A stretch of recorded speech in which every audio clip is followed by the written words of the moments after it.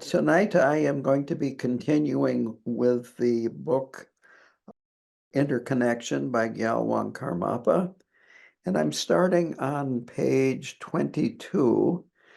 This section is called Nature is Not Scenery. So I'm going to start out with a quote by Karmapa.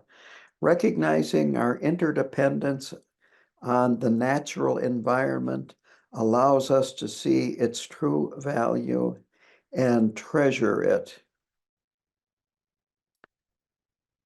He acknowledges, and this is actually why he's talking about nature not being scenery.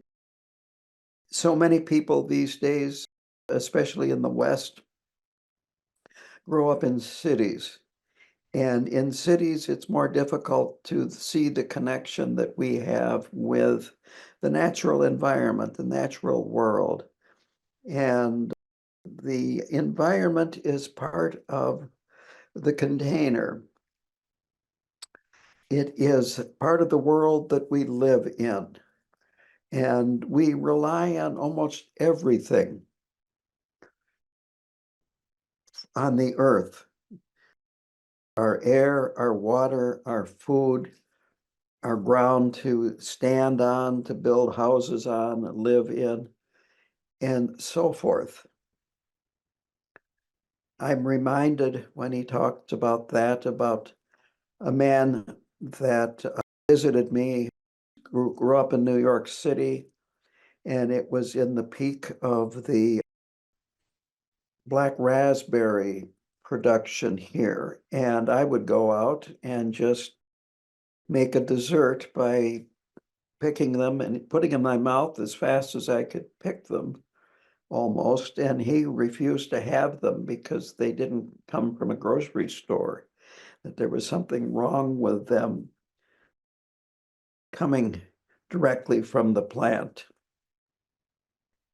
It's easy when you don't see this direct connection to look at nature as beautiful, maybe in parks and so forth, but optional. You can just visit a park every once in a while and don't have to worry about nature the rest of the time. So it's important to cultivate a much greater appreciation for nature. Karmapa talks about his early life. He was born in a very remote area in Tibet, and he literally was born into a nomad family, and they lived in what I guess you would call a yurt, and had this very close connection to the land and to their animals that they herded. So we can, and it's important to encourage this closer appreciation for the natural world. It's good to seek out opportunities to have, in his words, direct sensory contact with nature. To notice in the spring, for instance, when the snow melts and the ground is no longer frozen, the smell of this soil that has been frozen for months and months and months. To listen to the sounds of nature, whether it be birds or insects, running water, even dripping off the roof of a house when it rains, splashing in the sidewalk and so forth. He mentioned touching the bark of a tree, and I have a warm place in my heart for trees and tree barks. I have even posted pictures on Facebook of tree bark. So it's important for us to have this direct connection to nature, to take time to appreciate it, to experience it. Again, in the springtime, you can smell certain trees when they start flowering.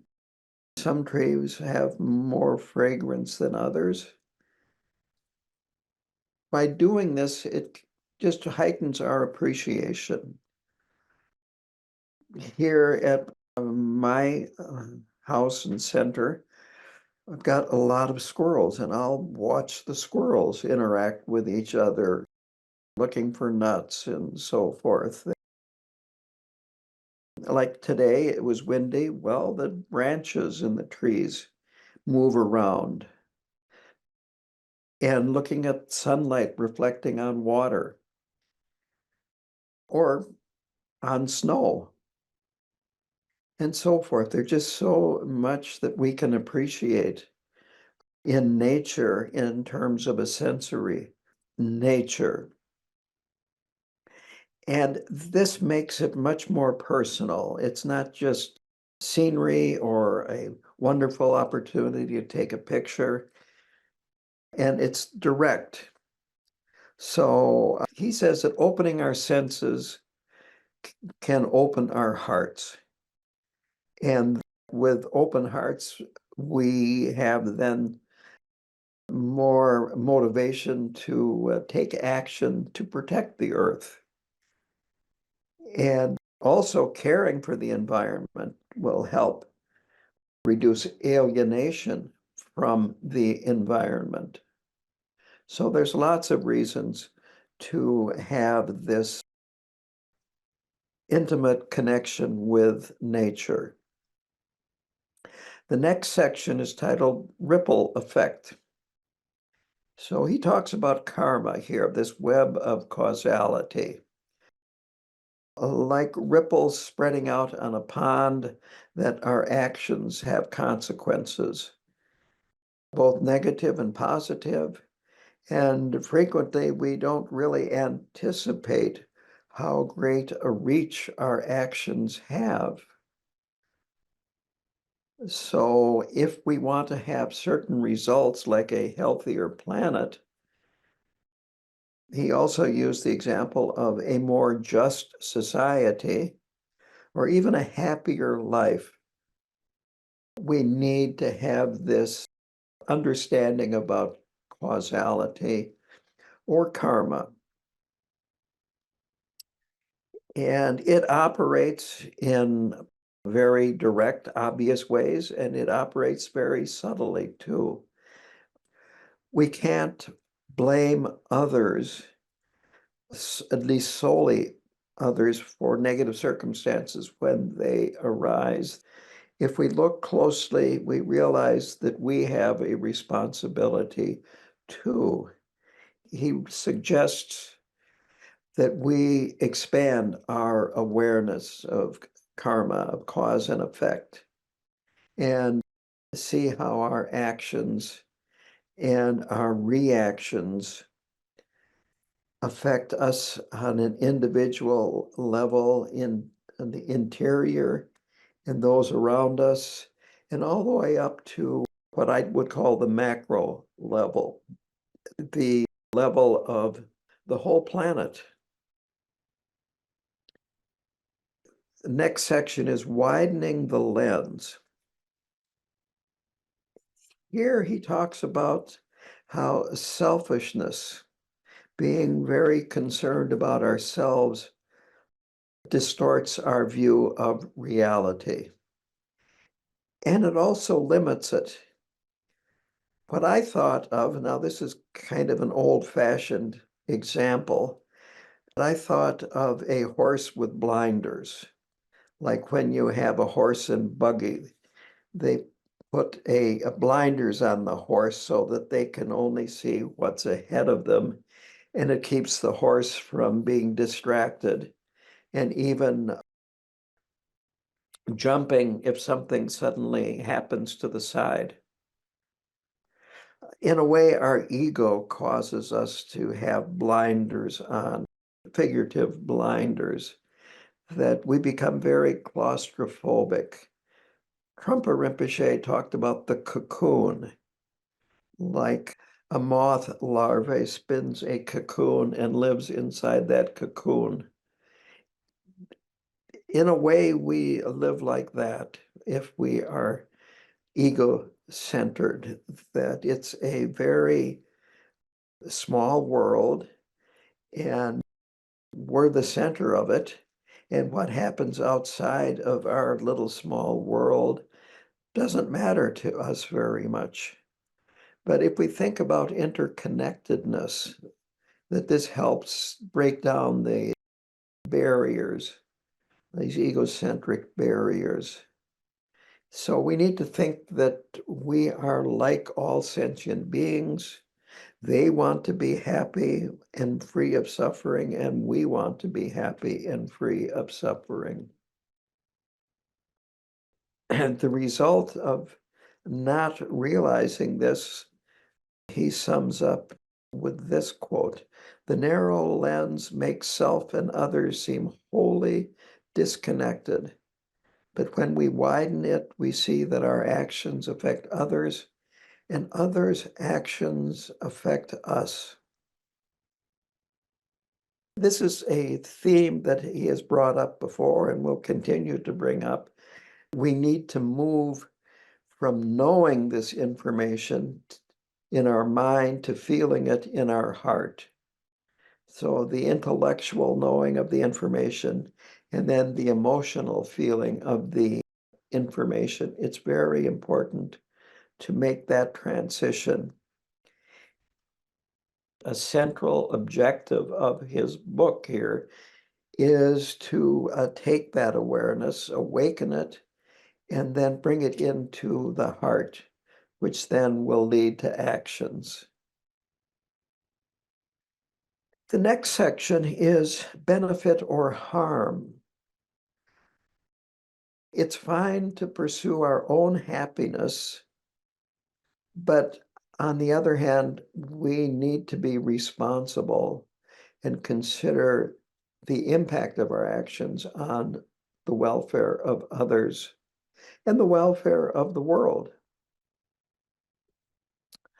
This requires, first of all, intellectual understanding, and then also a more heart level understanding and consideration for others, the direct and indirect consequences of our actions. As I just brought up, we have this common home that called Earth that we share. We frequently think our home is the house that we live in, the apartment that we live in, and so forth. Our home, in terms of where we live, can be viewed as separating us from the rest of the world, yet the choices that we make affect people all over the world, affect the environment all over the world. He uses an example of a factory in Bangladesh that collapsed and killed over 1,100 women workers. It was a clothing factory. And of course, the clothing went to the West. It was bought by Westerners. The point that he was making is that even choices in clothing can have a tremendous impact in the other side of the globe. And of course, these women were employed there because they worked for very, very little, and there was very little concern about the impact of having this plant in terms of impact on the environment, having this plant in Bangladesh. He ties this into consumerism too.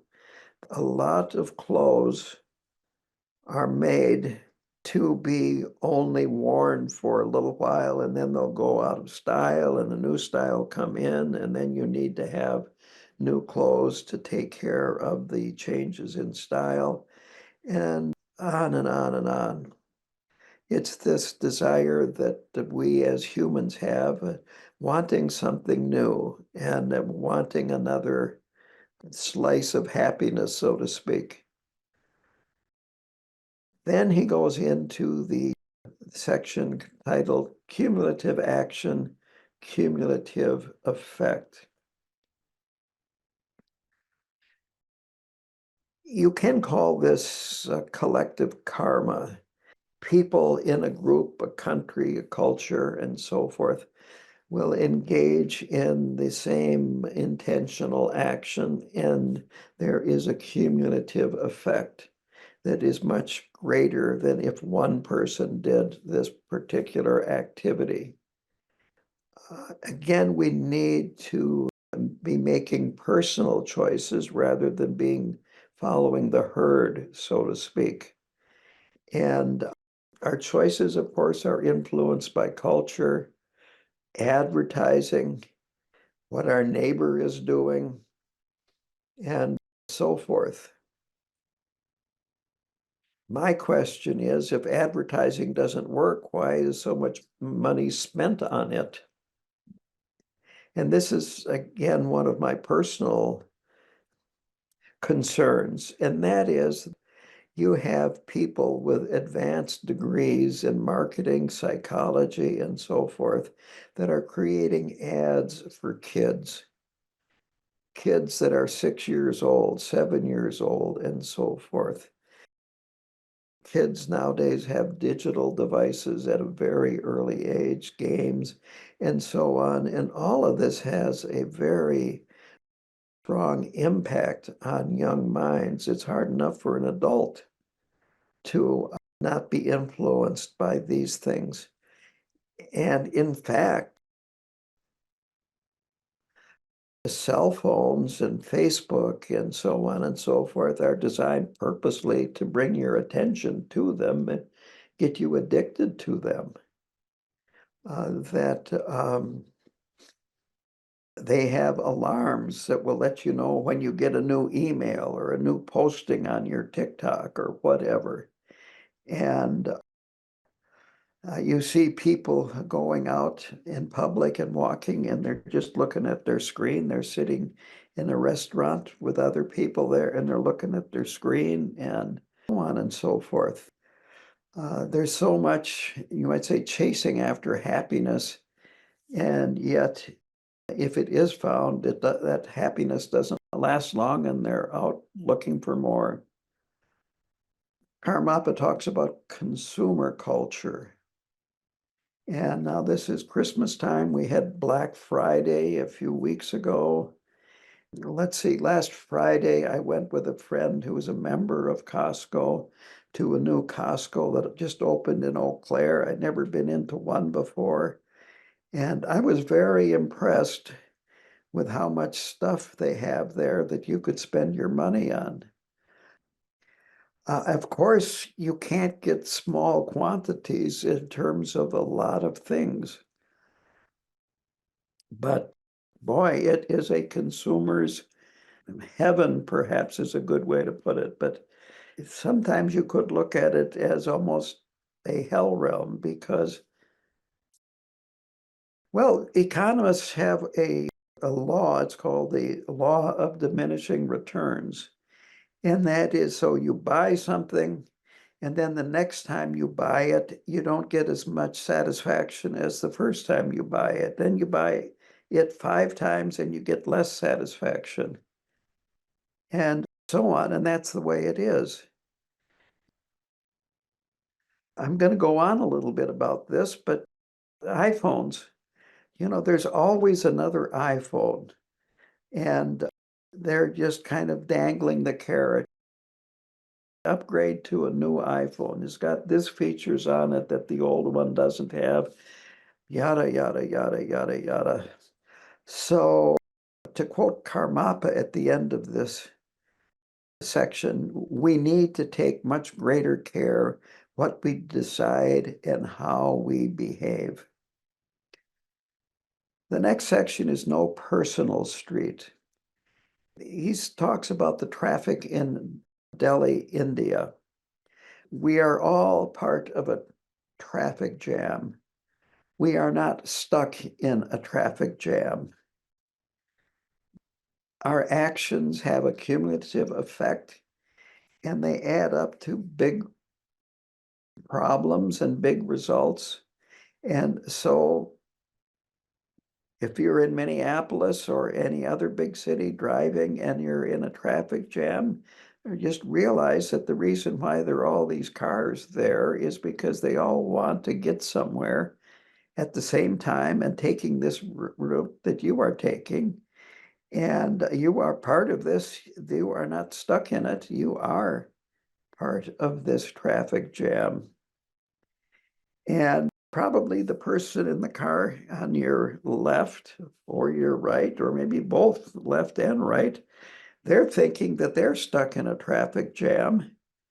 And it's very difficult in today's culture to realize that we have this interconnection and that we are all part of this. That is not our interstate that we're stuck on. This belongs to everybody, and don't take it so personally. Inconvenience like that is because we don't see the cumulative effect of our actions. First of all, you have a car, that's why you're stuck in it. And we just fail to see this, and we need to become more aware of this, that this isn't about us, it's about everybody. So then developing inner resources. It's not just about blame and feeling that you are responsible for all the problems in the world, but it's how we can work with this to have better outcomes. So we are shaped by outer conditions and inner conditions. And the inner conditions that are important are patience, love, wisdom, and, quote, the inner beliefs and perceptions that influence our decisions. He feels that there is this whole group of cognitive and affective forces that are working within us. And this inner world shapes our perception of the outer world. If we are happy, things go better in our lives. If we are unhappy, things don't go so well in our lives. And we get to be the ones that can learn how to choose whether we are going to be happy or unhappy, whether we're going to be in a good mood or a bad mood, what kind of attitude we're going to have. Our minds are flexible, and we can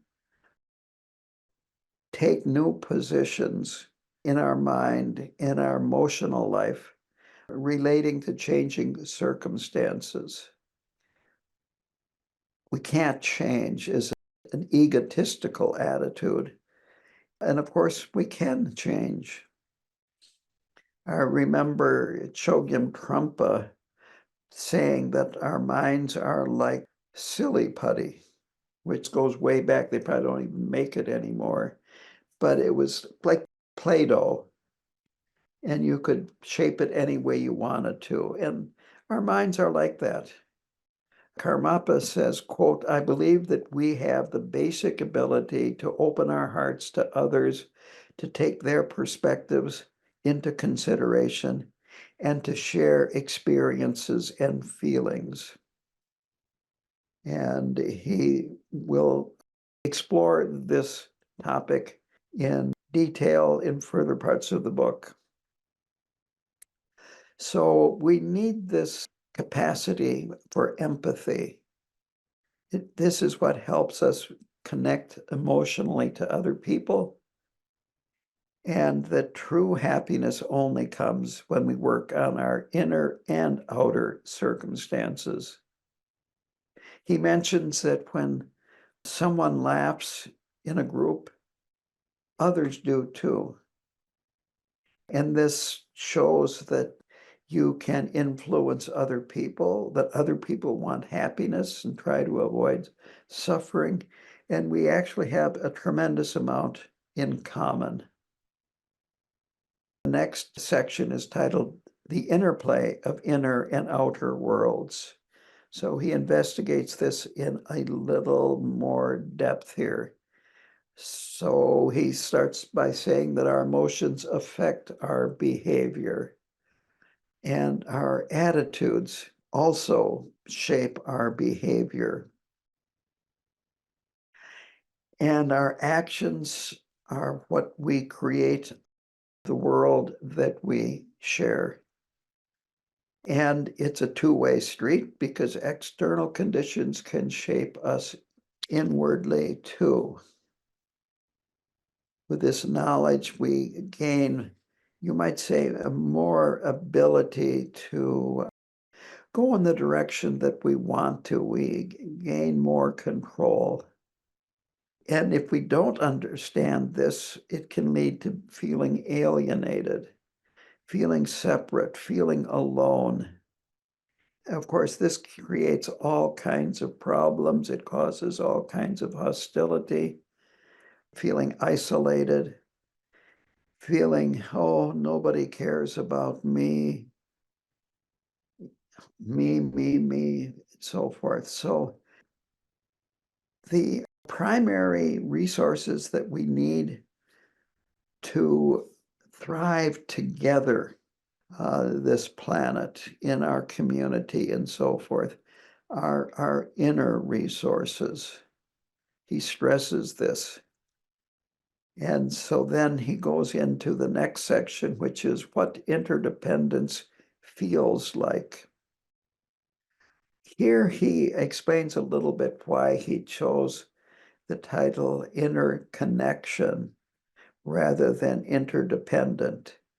He feels that for most people, interdependent has a negative feeling about it because it has as its root dependence. And very few people want to feel dependent. They want to feel independent. He says there's two ways to relate to interdependence. One is that being dependent when you want to be independent, this can lead to, again, this feeling of unwanted dependency and maybe even compulsion. The other is interconnected and encouraging positive feelings when we are working with other people and interacting with the world. He feels that this will give people a more comforting sense of connectedness. Regardless of what words he uses, he says the choice is ours to make, that no matter how we live, we are the ones that get to make this choice, and that we cannot avoid being interconnected, that it is an attitude. And here is another quote from this section. This book has the title Interconnected to help encourage a positive engagement with our profound relatedness to others and to the world.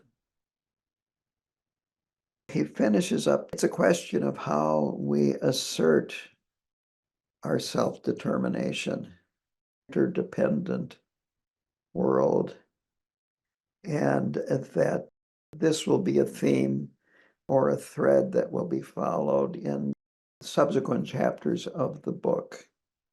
He feels that's very important. So the next section is our independent individuality, our interdependent individuality. So this really goes to the core of this. A, seeing ourselves as independent individuals, or B, acknowledging our interdependence with each other and with the planet. So there is a lot at stake with these two views, and which one we choose to follow. And as I was talking about this, something came to my mind, and I'll share it. I am about a 30-minute drive to Menominee, Wisconsin here. I'm north of Menominee.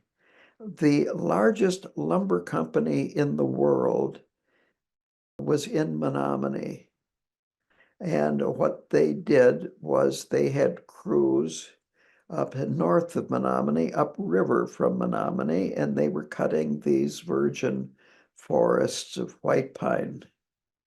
And that's how they got to be the largest lumber company in the world. The amount of white pine boards that they shipped every year. Around 1901, they went bankrupt because there were no more trees to cut. That is seeing yourself as independent, that what you do doesn't matter.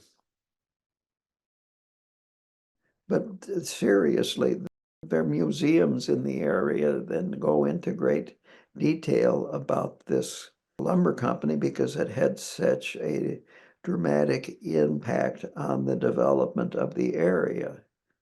After the land was logged, then it would be sold to people who tried to homestead and farm it and so forth. But it gives you an idea of the scope of the logging that occurred in this area.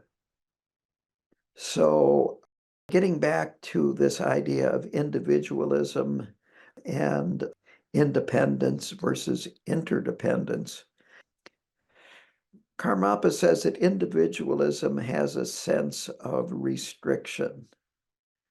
Interdependence gives more possibilities. That independent, he feels, leads to comparison with other people, competition, judging yourself on the basis of somebody else, what they have, how popular they are, what kind of car they're driving, what kind of clothes they wear, and on and on and on and on and on. And that can be a real problem. When we are looking at ourselves as being interdependent, we see these connections with other people as being positive rather than being competitive. We relate to people differently from that perspective. And also the society that we create, that we live in, can be very different if we believe in ourselves as separate or if we feel that we are interdependent. When we feel this connection and this interdependence or interconnection, we are more likely to do things to help other people rather than feel, well, it's a free country, they can take care of themselves, and if they can't take care of themselves, then that's their problem. Or we've got government agencies to take care of people like that. Meanwhile, we have in many parts of the country streets full of people that are homeless. The new term is now unhoused. I think that's the new term. But anyway, these different attitudes have a tremendous bearing on how we experience our lives, how we relate to others, and the society that we create. This is important. The society that we create. Again, I was talking to somebody recently about this, that I've lived where I am for 52 years, and I've seen a lot of changes over the years. Many areas have much higher population density. People have moved out from other parts of the country, and rural values have diminished. It used to be farmers would help each other at harvest time and planting time and so forth, and would spend a lot of time visiting and would know each other very well. And more it's gotten to be like in a city where there's more isolation. And I remember, I think it was less than 10 years of living out here, as I saw new houses being built, kind of feeling resentment for people that were coming in from other places. The place was changing. It wasn't the place that I moved into. And then I realized, well, it's kind of like the traffic jam. I was part of these people that were moving out here and changing the culture and so forth. And when resentment starts coming up, where you become resistant to change, it's really good to kind of take time out and investigate at a deeper level of what's actually going on. This is this individualistic way of seeing the world. And we need to keep reminding ourselves that we are part of it, that life is not a zero-sum game, which means that you gain proportionately to what someone else gives up or what a group of other people give up, that we can all gain and no one has to lose. And then finally, being poor or rich is relative. It's a judgment. There was a man that did the same retreat that I did, the same 3-year, 3-month retreat that I did. And he had a very interesting story. He grew up in eastern Ohio in an area that was mountainous. It was very close to Pennsylvania. He was Catholic. His parents were Catholic and they had lots of children. He's my age, so this goes way back to, the post-World War II American society. And he said that there were times that he didn't have shoes to wear to school. And he felt very poor. And one day, a man came to his father who was working for a steel mill, and he bought his father's land. This steel mill employee was buying land in the area to put up a new steel mill. His father got a very sizable sum by selling this land to the steel mill. And suddenly, he said, the Cadillac dealer would show up and drop off a Cadillac and tell his father, well, just take this and drive it around, see if you like it. Don't worry about it.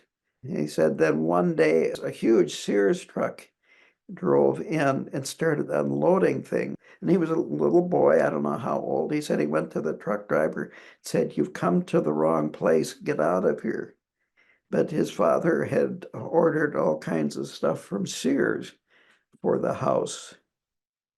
He said then, after he had graduated from high school, his folks moved down to Palm Springs, Florida. And his younger brother would complain to his parents, same parents that he had, that, oh, all my friends drive Mercedes to school. Why can't I drive a Mercedes to school? That he felt poor. And this is the way things are. It's all relative, it's comparative. You can feel poor no matter how much money you have. For those of you that are my age, he compared himself to the Beverly Hillbillies TV show.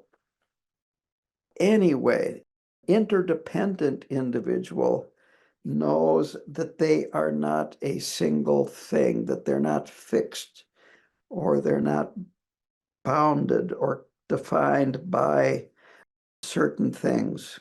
So we can actually become boundless if we see our true nature and interconnected. He doesn't use this example, but it's a good one from Buddhism, and it's called the net of Indra, and it comes from Hinduism, actually.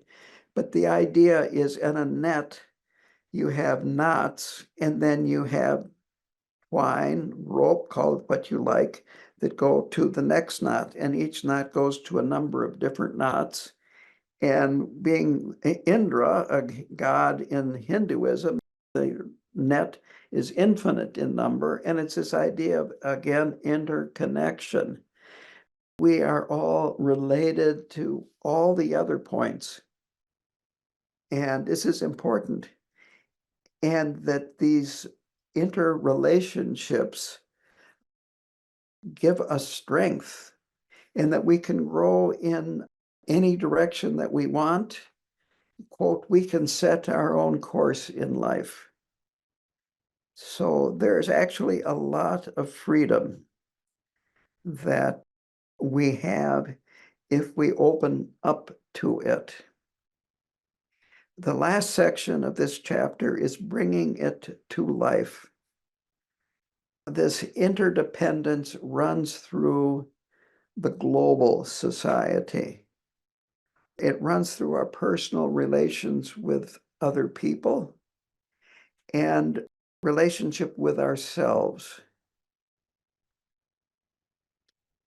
This is the basic condition that we're in. It's necessary to understand this for our survival and our ability to act in the world. He says basically interdependence is absolutely necessary for our existence.